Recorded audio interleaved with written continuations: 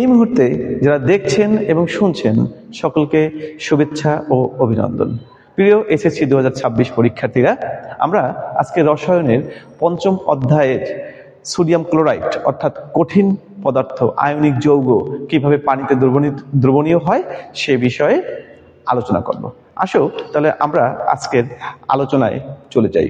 আমরা জানি sodium chloride একটি আয়নিক যৌগ। আয়নিক যৌগ যখন গঠন হয় তখন ক্যাটায়ন এবং অ্যানায়ন তৈরি হয়।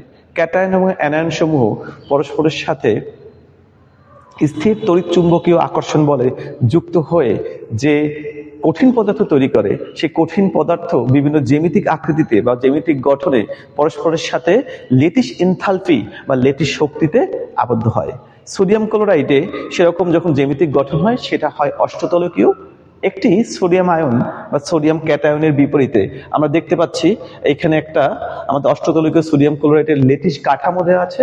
সেখানে একটি সোডিয়াম আয়ন এর বিপরীতে 6টি ক্লোরাইড আয়ন পরস্পরকে ঘিরে ধরেছে। ঠিক একইভাবে আমরা যদি বিপরীতভাবে চিন্তা করি, একটা ক্লোরাইড আয়নকে একটা 6টি সোডিয়াম আয়ন পরস্পরকে ঘিরে ধরে, অর্থাৎ অষ্টতলকীয় জ্যামিতিক কাঠামোয় সোডিয়াম আয়ন এবং ক্লোরাইড আয়নের অনুপাত হয় 1:1। এটি একটি লেটিস বা কেলাস বা স্ফটিক কাঠামো, কঠিন পদার্থ। সোডিয়াম ক্লোরাইড মানে আমরা যেটা লবণ খাদ্য হিসেবে ব্যবহার করি বা যেটাকে আমরা টেবিল সল্ট বলি। এ পর্যায়ে আমরা সোডিয়াম ক্লোরাইডকে যদি পানিতে যোগ করি অর্থাৎ পানিতে দ্রবণীয় করতে চাই, তাহলে আমরা দেখতে পাবো যে পানি একটি পোলার পদার্থ।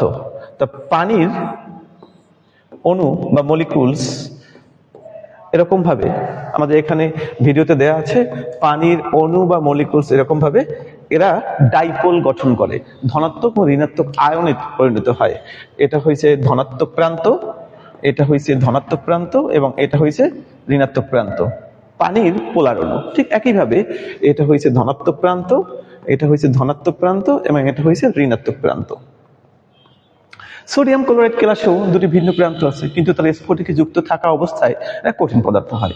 কিন্তু যখন সোডিয়াম ক্লোরাইডকে পানিতে যোগ করি তখন এই ঋণাত্মক অর্থাৎ অ্যানায়নকে এই পানির পোলারের ধনাত্মক প্রান্ত পরস্পরকে আকর্ষণ করে এবং ধনাত্মক অর্থাৎ ক্যাটায়নকে পানি বা পোলার অণুর ঋণাত্মক প্রান্ত চক্রাকারে আকর্ষণ করে। আকর্ষণ করার ফলে এই সোডিয়াম এবং এই ক্লোরিনের মধ্যে যে লেটিস শক্তি বা লেটিস এনথালপি ছিল সেই এনথালপিটা শিথিল হয়ে যায় এবং পানির এই বিপরীতধর্মী আয়নের প্রান্তের সাথে তারা আকর্ষণ অনুভব করে। আমরা যদি একটা ভিডিওতে দেখি যে কিভাবে হয়, এখানে দেখবে যে একটা আমাদের সোডিয়াম ক্লোরাইড লেটিস কাঠামো আছে। যখন পানিতে দ্রবণীয় করা হয় তখন পানির এই ধনাত্মক প্রান্ত ক্লোরাইড আয়নকে আকর্ষণ করে আলাদা করে নিয়ে যাচ্ছে। ঠিক তেমনি এই সোডিয়াম ক্লোরাইডের ক্যাটায়নকে পানির এই ঋণাত্মক প্রান্ত আলাদা করে আকর্ষিত হয়ে আলাদা করে নিয়ে যাচ্ছে। অর্থাৎ প্রত্যেকটা ক্যাটায়ন আয়নকে পানির পোলার অণুর বিপরীতধর্মী প্রান্ত চক্রাকারে আকর্ষণ করে বিধায় এই সোডিয়াম আয়ন এবং ক্লোরাইড আয়নের মধ্যে ক্লাস বা লেটিস এনথালপি বা লেটিস শক্তি শিথিল হয়ে যায় এবং সোডিয়াম ক্লোরাইডটি পানিতে দ্রবণীয় হয়। আমাদের এসএসসি পরীক্ষায় যখন কোনো কঠিন পদার্থ পানিতে দ্রবণীয় হয় এরকম ভাবে প্রশ্ন যদি আসে, তাহলে sodium chloride, calcium chloride, magnesium chloride প্রত্যেকটিকেই আমরা ঠিক এরকম ভাবে একইভাবে আমরা ব্যাখ্যা করতে পারবো। আমরা যদি বিষয়টিকে আবার দেখি তাহলে দেখবো আমরা এই প্রান্তগুলোকে যখন ডিসসলিউশন করি তখন এই যে পানির প্রান্তগুলো পরস্পরকে আকর্ষণ করে সোডিয়াম এবং ক্লোরাইডকে আলাদা করে নিয়ে যাচ্ছে। প্রত্যাশা করব আজকের এই লেসন থেকে তোমরা কঠিন পদার্থ আয়নিক যৌগ কিভাবে পানিতে দ্রবণীয় হয় সেই বিষয়ে একটি পূর্ণাঙ্গ ধারণা পেয়েছো। সকলকে অশেষ অশেষ ধন্যবাদ।